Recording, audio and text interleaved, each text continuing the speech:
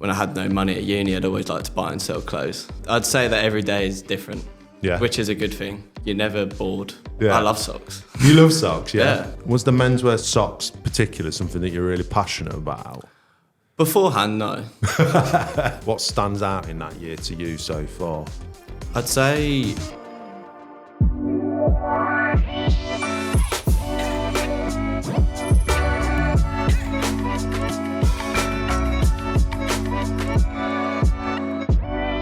Welcome to Life at the Next podcast, Harry. Nice to meet you. Yeah, nice to meet you, mate. So thanks for coming on. So you are a trainee buyer on menswear, yeah? Mm.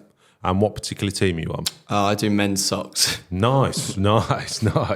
So we'll get into that in a sec. But for anyone that's just, maybe not subscribed to the podcast, please subscribe, give us a like, and let's listen to what me and Harry have got to say about menswear socks, eh? So talk to me about that. How did you come to Next and get to the men's sock team? So I went to DMU here in Leicester and I studied fashion buying with marketing. And then after completing my course, I kind of got the nudge from my teachers to apply for Next because Next work pretty closely with DMU. So it's kind of like a rite of passage for a lot of DMU students to go to Next. And then I went through all the application process and then got the call that I was going on to men's socks. Nice. Much, yeah. And you've been there since? Yeah, been there since. Throughout your entire training program? Yeah, been in the same team coming up to a year now.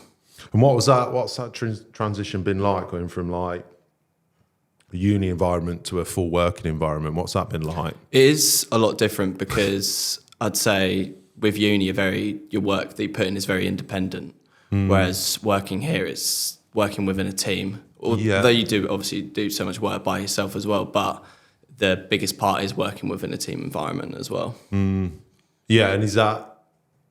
I totally agree with that, actually. I think that's probably one thing here that we all do really well as well. And if you felt like has that helped develop you then as well, being in that team? Yeah, 100%. I love my team. Yeah. And they're great. And they're also really good at coaching you because everyone's at different levels as well. Because you'll have people who have been in the business for 10 years, but you also have other trainees on the team, like your trainee merchandiser as an example, who is also learning, but you're also helping each other at the same time. Cool. And what's that trainee program been like for you, like, and the development you've got from it? Because obviously you do your job, obviously, but then at Next we've got a specific team that help develop you and grow you, and really ensure that you've got the right knowledge and materials to kind of learn being a buyer, I guess. Hey. Yeah, really good. I've loved it so far. I'd say that every day is different. Yeah. Which is a good thing. You're never bored. Yeah. And like overall, you have different objectives when you hit 3, 6, 9, and 12. Basically, just keeping your progression going, and you're always learning. You're always one-to-one with your manager. You're always stuck in. You're always in the thick of it, and you're always just surrounded by products. Pretty much, you're always just learning all the time. And is that what you love, the products? Yeah, pretty much. Is that it? Yeah, is that always been something, like you say, from going? Because it sounds like you went to uni and want to be in fashion. Yeah. You've come to Next. I'm working with product. Has that always been a thing for you? Yeah, 100%. Where's that come from? Just an interest in clothes, really. Yeah. I think also part-time, when I had no money at uni, I'd always like to buy and sell clothes. Oh, right. Yeah, so pretty much. Then even like just always an interest in clothes, pretty much. I can't really explain it too much. No, I get that. It's just something that's like there. Yeah. And it's just like, this is what I want to do. Yeah. Yeah. Totally get it. And being a trainee, do you feel like you get the kind of same sort of opportunities and responsibilities that you maybe do in that team environment as well? Yeah, 100%. Because especially on my team, as an example, I've been given so much autonomy and just trust, basically, to go and develop products and basically just show yourself and prove yourself to the rest of the team. And hopefully I've shown that I can do that pretty well. But yeah, I just love that you're trusted pretty much as a trainee, because I know in some other instances in other businesses where like you hear bad things about trainees or graduates or anything, but in this program they really treat you really well and they trust you to do the job that you need to do to get promoted, pretty much. Yeah, it's always good when, like, if we come down and we come like create some content or anything, and you can really tell a trainee's not. The trainee's literally not there like doing teas or stuff. There's a lot of admin, as you'll probably know more than me, but they are there as part of the team, and they're there to grow, not there just to like fill a job or a task. So it's really cool to see. And was the menswear socks particular something that you're really passionate about? Beforehand, no. But as I grown into it, I love socks. You love socks, yeah. Well, I'd say you could throw me on any team and I'd probably love it as much. But with socks, beforehand, you don't realise how much trend and how many different socks you can actually do, etc. And taking different trends from different areas, like looking at knitwear as an example, of how you can relay that into your autumn winter range, and just different examples like that. But there's a lot of socks. Yeah, and I imagine you've got a lot of options to go through as well.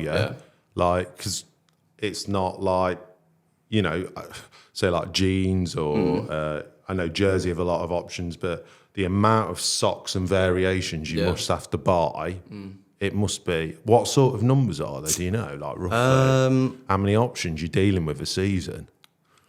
Off the top, for a full season? Yeah, just roughly, 200, 250, I'd say. And that's you guys going through them, going, right, is this the right thing to sell for the customer? Much. Yeah.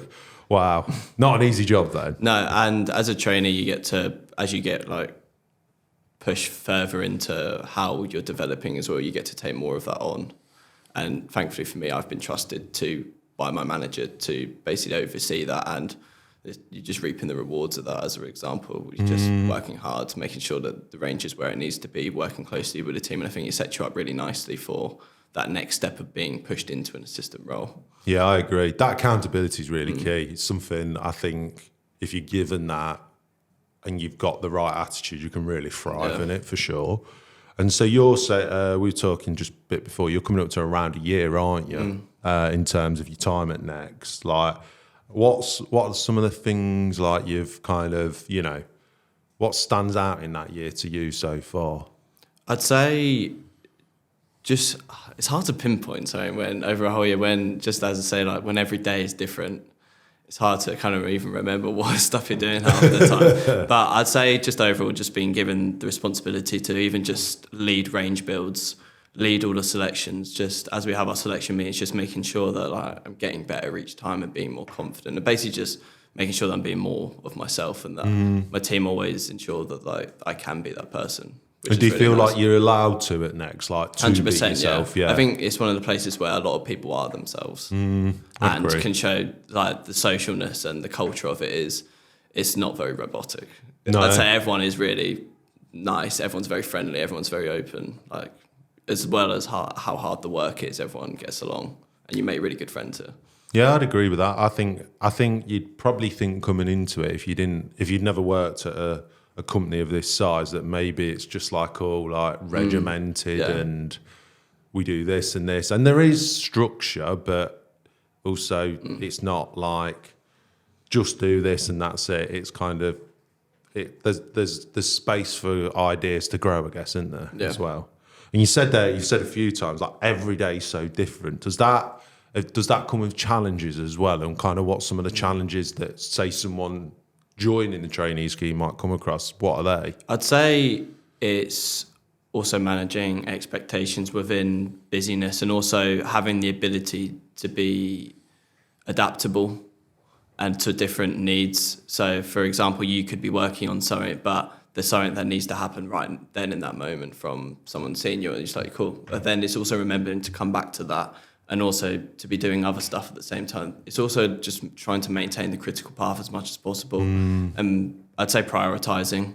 Like, you'll learn as you join the trainee program that like prioritization is probably the key things. Like, what's the top priorities that need to be done today? What can wait till tomorrow? What can wait till this afternoon? Even like in that morning, so, oh, we've got a meeting. Can we push that back? This needs to happen now. It's just overall just managing and don't be afraid to say that or speak up about it, because saying that I've got this on, this needs to happen now. Can this wait till later? And that's even at a trainee level. Yeah. Maybe you like speaking to a buyer and explaining, because I guess that buyer at some point would have been in your position and be like, okay, I get it. Yeah. And if you're going, right, I need to do this, rather than sit in a 2-hour meeting. Yeah. Could we move it? And then is everyone quite adaptable and agile then? Yeah. 100%, because everyone understands the different needs, Yeah. etc. And I think if you don't speak up or don't have the confidence, then you'll always be behind, is what I would say. I think that's one thing which I've really liked, is that I've seen my confidence grow as I've gone through the development, and that you're just not afraid to speak up, or you're not afraid to say. And that's one of the key things about being a buyer, is that you need to always speak what you're thinking. Yeah, I agree. I agree. I think that's the same. I think that's the same across the whole business as well. I think you're totally right. Like, if you're not, people joining Next are not just coming in to, be a figure or a number or anything. It's actually like, how are we going to push it forward? You might say something and someone might go, oh yeah, we tried that 5 years ago, or let's try it again. Yeah. Or actually we tried that last season and didn't really work, but you've got to say it, right? It's also, just pushing it, just being like, okay, it didn't work last year, but why didn't it work last year? Just being like, if you're repeating a certain pattern, so say a fair roll off the top of my head, it didn't work last year, it was in black and grey. Let's put some colour into it. Yeah. See if it works, as an example. Yeah. And then I guess it comes with that. It's taking a bit of a risk as well, eh?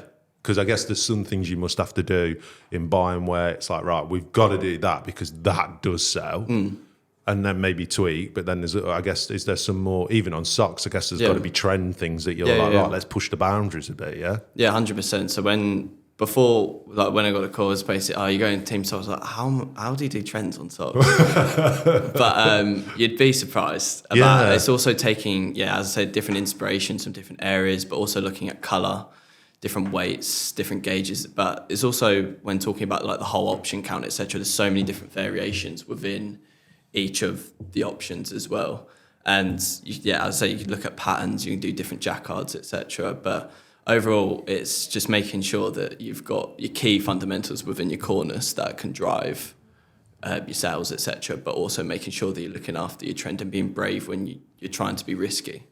So, for example, when we're creating new products, we really believe in this. We feel like it should be pushed further, and we need to push it further, as an example. Yeah, and I guess like some trends will, come along, have the moment and go, but then others might probably stay and end up becoming that staple, eh? Yeah. But it's like, we just keep selling these because that's what the customer wants as well. So if you didn't do that, you would never attract new customers as well. So, and what sort of ways are there? Like, just you said there, how do you put trends on a sock? Just as an example, like just looking at different things such as like argyles and like knitwear patterns. So things that we think are trending at the minute. So you've got fair argyles, you've got argyles, always been popular, but not as much trending, like per se. Where if we're looking at going after them quite a lot, we can develop a lot of stuff that would work on knitwear in socks because they're both knitted products. So we're looking at a lot of argyles this year, and we're looking at a lot of fair argyles, and that's just one off the top of my head. And also different variations and different fabrications, etc. within that. It's not just the pattern; it's also the feel as well. So we do a lot of our premium signature stuff on. It's not just one sock is the same fabric, like as you'll get on any other area, but sometimes you don't really think about that if sometimes you go into a shop and you go, I'm going to buy a pair of white sports socks, but then you go in and see our entire range, it's like, wow, that's actually a lot. Yeah, because like you say, there'll be the style, the fabric, I guess even the sizing will be different on different like white sports socks and stuff as well, eh? So a lot to consider them for you. It doesn't sound interesting, but it's... No, it is. I think it is. I think people don't understand, even on an area like socks, that some might be like, what do you have to do from a buying point of view on there? There's so many things to consider, and that's across the board. That's in all the buying teams. Right, let's move on to the quickfire round of this and that then. Wear thick socks in the summer or no socks in the winter? This is you personally. This or that? Ooh, I'd go no socks in the winter. Okay, fair. Run a marathon and not be able to tell anyone, or everyone thinks you've ran a marathon but you've not actually achieved it. So run it. I'd run the marathon and not tell anyone. Yeah, it'd be quite hard not to tell anyone. Yeah, it would, wouldn't it? It would. If it didn't record on my Strava, I'd be fuming. Share a desk with a loud eater or share a desk with someone who won't stop humming. Oof, that's hard. I'd rather share a desk with a Hummer. I'm with you. Depends what the tune is. Yeah. Work with a new team every week or have the entire team, the same team for your entire career? I'd have my team. Yeah? Now for my whole career. Big brownie points there. Well done. Would you socks or with loafers, socks or no socks? With loafers? Yeah. I'd go socks. No, obviously. Would you rather have a standing desk or seating desk? I quite like a standing desk. I might put in for one. Yeah. Because sometimes when I'm doing samples all day and I'm like hunched over like this, I think standing desk would be all right. Well, you just said the team were great, so now you can be like, can I get a standing desk? Exactly. So, yeah, there you go. Would you rather do 1 million sales tomorrow or 10 million over a 5-year period? Say that again, sorry. Would you rather do 1 million sales tomorrow or 10 million in a 5-year period? 10 million in a 5-year period. Yeah, longevity. More. Quick maths. Yeah, yeah, 100%. And then just wrapping things off then, because I'm sure there'll be, people at uni, people at DMU, like you were, thinking about, right, do I go to next? Should I go there? Like, and hopefully you, from hearing you speak, they're like, yeah, I definitely want to apply. Kind of what advice would you give someone? If I could do what I did, I'd say it depends what I'd do too. If you're in your second year at uni now, I'd 100% do a placement year. So okay. I did a placement year and it was one of the best things I could do before moving here because it introduces you to certain things that you learn about at uni, such as just even what a critical path is and also being how to manage to work towards it if you do go into a buying placement. Yeah. But also how to work in an office environment. So, because there's so much going on here. Like, if you've not done any office experience before or even know how to write a proper work email, then coming into this place might be a bit of a sensory overload. Yeah, I could see that. If doing a placement set me up for even just my interviews and stuff, being able to talk about buying from a personal aspect that I've actually done it before, because you'll have so much more, what's the word? You have more experience over other people who haven't had a placement. Yeah. And then I would just say, if you're in your final year looking to apply, I would say, I don't know, stump me now. I would say, just be yourself. Yeah, that's a good one. Because people will find out if you're not yourself. And I think if you show your character and you show your confidence, then it will shine through and you'll be able to hopefully get that across. Yeah, I think they're both top tips, to be honest with you, Harry. I think, and especially the last one as well, like the key there is, it's not like we're saying just be yourself and it's just a throwaway statement. It's because if you're not yourself, like you say, eventually you will either trip up with stuff. So just come in and relax and be yourself and just show who you are to us, because you'll be your best self then. Yeah, cool. Well, thank you very much for coming on the Life at Next podcast. It's all right. Yeah, I appreciate you coming on and sharing everything. If you've enjoyed that chat, give us a like, subscribe. But again, cheers for coming on. No worries. Thank you.